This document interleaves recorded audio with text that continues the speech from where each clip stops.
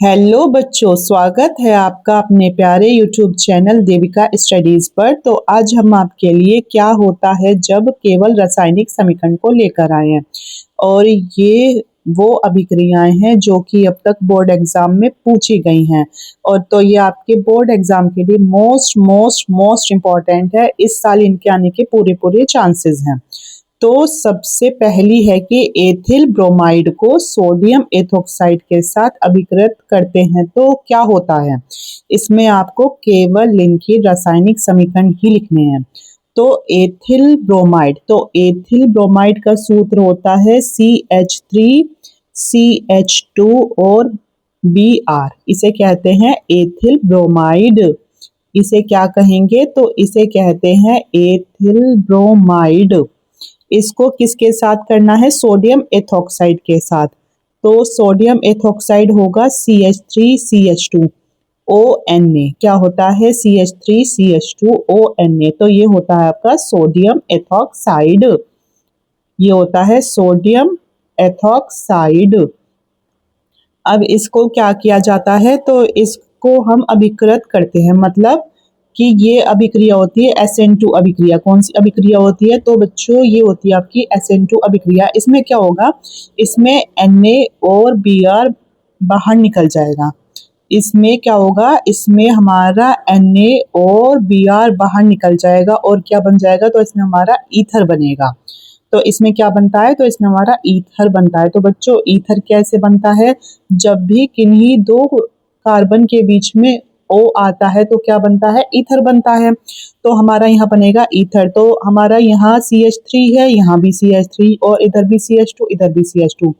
तो आप इधर लिख दूं या इधर, चलो इधर लिख देती हूँ CH3CH2। तो हो गया ये। अब क्या बचा, इसमें से Na आ गया, इसमें आ गया हमारा Br। जब ईथर आना है तो बीच में आ जाएगा O।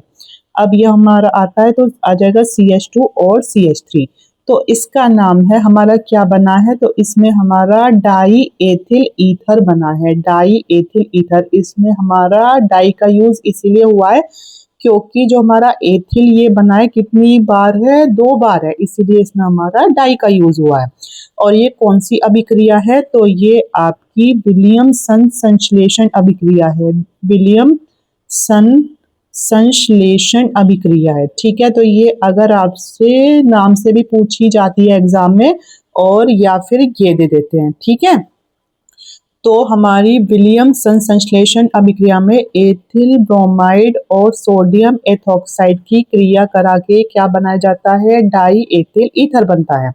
अब इसका दूसरा क्वेश्चन है कि फिनोल को सांद्र HNO3 के साथ सांद्र H2SO4 की उपस्थिति में गर्म करते हैं तो क्या होता है।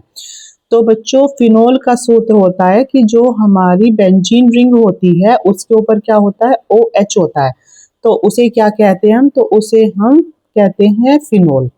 ठीक है, तो जब भी हम फिनोल को सांद्र HNO3 के साथ, ऊपर क्या है, ऊपर है आपका सांद्र HNO3 और नीचे है आपका सांद्र H2SO4। मतलब इनकी उपस्थिति में अगर आप कभी भी फिनोल को गर्म करते हैं तो क्या बनता है, तो इसमें आपका बनता है पिक्रिक अम्ल। यानी और पिक्रिक अम्ल में हमारा फिनोल तो होता ही होता है। जो ये HNO3 है इसका NO2 हमारा 3 जगह होगा, NO2 NO2 और NO2। इसे ऐसे लिख सकते हैं कि O2N है ना, तो हो गया NO2 हो गया। ठीक है, तो इसका नाम क्या है, इसका नाम है बच्चों पिक्रिक अम्ल। क्या नाम है इसका, इसका नाम है हमारा पिक्रिक अम्ल। या फिर इसका अगर IUPAC नाम की बात करें तो होगा ये 1 है, ये 2 है, ये 3 है, ये 4 है, ये 5 है और ये 6 है। तो एक तो दूसरे पर, चौथे पर और 6 पर, तो लिखोगे 2 4 6। और कितने हैं, ये 3 है, तो इसे लिख सकते हो क्या, ट्राई। ट्राई हो गया, ट्राई नाइट्रो। NO2 है तो क्या हो गया, नाइट्रो फिनोल।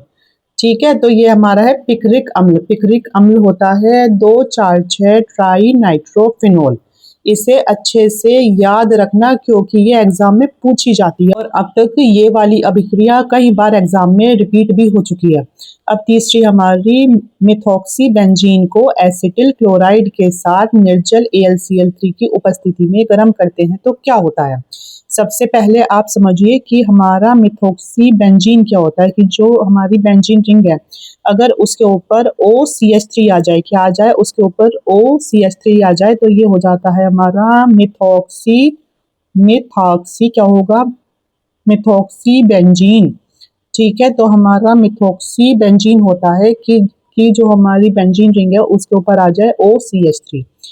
इसको एसिटिल क्लोराइड, एसिटिल क्लोराइड होता है आपका CH3COCl, क्या होता है CH3COCl, तो ये होता है आपका एसिटिल क्लोराइड, ये होता है आपका एसिटिल क्लोराइड CH3COCl। और किसके साथ, तो इसकी हमारी निर्जल AlCl3 के साथ, निर्जल AlCl3 की उपस्थिति में अगर इसे गर्म करते हैं तो क्या होता है, तो आपका इसमें बनता है हमारा, ऊपर क्या आएगा OCH3 ऐसे ही रहेगा, ठीक है, और इधर इसके इधर वाली पोजीशन पे आ जाएगा COCH3, क्या आ जाएगा COCH3। तो ये वाली पोजीशन होती है ऑर्थो और ये होती है मेटा और ये वाली होती है पैरा। तो ये कौन सी पोजीशन पे है, तो ये है आर्थो, कौन सी पे है आर्थो, और क्या लिखेंगे आर्थो मिथॉक्सी, मिथॉक्सी ऐसा का ऐसे ही है ना, ऑर्थो मिथॉक्सी, और ये क्या है एसिटोफिनोन, आर्थो मिथॉक्सी एसिटोफिनोन हमें इसमें मिलता है, क्या मिलता है आर्थो मिथॉक्सी एसिटोफिनोन, और प्लस एक और चीज मिलती है इसमें, इधर तो हमारी आर्थो पे है, इस बार हमारी कौन सी पोजीशन पे होगा, तो इस बार हमारी ये पैरा पोजीशन पे होगा, मतलब इसके पैर में होगा, क्या होगा COCH3, तो इसका नाम हो जाएगा पैरा, पैरामिथॉक्सी, पैरामिथॉक्सी एसिटोफिनोन, एसिटोफिनोन। देखो ये वाली पोजीशन होती है आर्थो, तो इसीलिए आ गया आर्थो, और ये मिथॉक्सी तो आपको ये पता है OCH3 थाई, ठीक है, तो इसमें भी है, और एसिटोफिनोन क्या है COCH3, तो हो गया ये। तो देखो जब भी हम मेथॉक्सी बेंजीन को एसिटिल क्लोराइड के साथ निर्जल AlCl3 की उपस्थिति में गर्म करते हैं तो हमारा ऑर्थो और पैरा मिथॉक्सी एसिटोफिनोन मिलता है, ठीक है। अब हमारी अगली अभिक्रिया है कि फिनोल को क्लोरोफॉर्म के साथ जलीय NaOH की उपस्थिति में अभिकृत करते हैं तो क्या होता है, तो हम यहाँ लिखेंगे क्या फिनोल, तो फिनोल होता है कि हमारा बेंजीन रिंग के ऊपर OH, तो इसे क्या कहते हैं, इसे हम कहते हैं बच्चों फिनोल। तो जब भी फिनोल को क्लोरोफॉर्म यानी CHCl3, CHCl3 होता है आपका क्लोरोफॉर्म, CHCl3 क्या होता है, तो ये होता है हमारा क्लोरोफॉर्म और NaOH के साथ अगर हम इसे गर्म करते हैं तो हमारा क्या आता है, तो हमारा इसमें बनता है सैलिसिल एल्डिहाइड, क्या बनता है सैलिसिल एल्डिहाइड, यानी इसमें हमारा फिनोल तो ऐसे ही रहेगा और बस जो इधर हमारा क्या लग जाएगा CHO। और बच्चों याद रखना कि जो CHO हो आता है कहीं भी तो वो क्या होता है, तो वो हमारा एल्डिहाइड होता है, तो इसीलिए हमारा ये बनेगा सैलिसिल एल्डिहाइड, सैलिसिल एल्डिहाइड क्या बन जाएगा सैलिसिल एल्डिहाइड। और प्लस अब यहाँ से हमारा क्या निकल गया CHO तो हट गया, अब क्या बचा, ये Na है और Cl है, तो अब हमारे Cl कितने हैं 3, तो Na को भी हम 3 कर देते हैं, तो यहाँ आ जाएगा 3 NaCl, ठीक है। प्लस अब क्या बचा, अब यहाँ 2 O बचा है क्योंकि एक O यहाँ आ चुका है, अब हमारे पास 2 तो O हैं, ठीक है, और H कितने हैं आपके पास, H आपके पास यहाँ 3 है ना, 3 H तो ये हैं आपके पास, और कहाँ है H, और हमारी जो इस वाली पोजीशन पे ये आया है तो एक H, ये तो आपके पास हो गए 4 H, ठीक है, तो हमारा ये क्या बन सकता है H2O निकल सकता है, क्या निकल सकता है कि 2H2O, 2H2O। तो ये अभिक्रिया हमारी राइमर टीमन अभिक्रिया है, कौन सी है, तो ये हमारी हमारी राइमर टीमन अभिक्रिया है जिसमें हम फिनोल को क्लोरोफॉर्म के साथ जलीय NaOH की उपस्थिति में अभिकृत करते हैं तो हमारा सैलिसिल एल्डिहाइड मिलता है।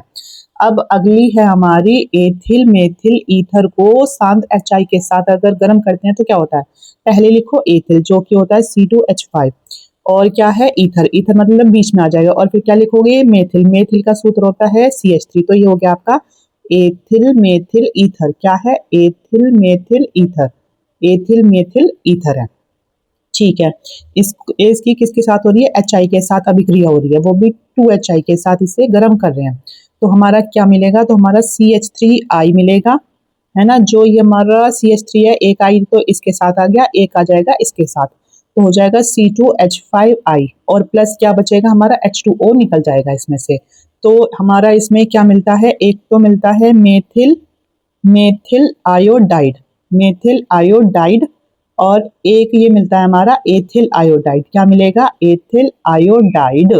तो ये हमारी 5 क्या होता है महत्वपूर्ण अभिक्रिया थी जो कि 2026 के बोर्ड एग्जाम में भी पूछी गई हैं।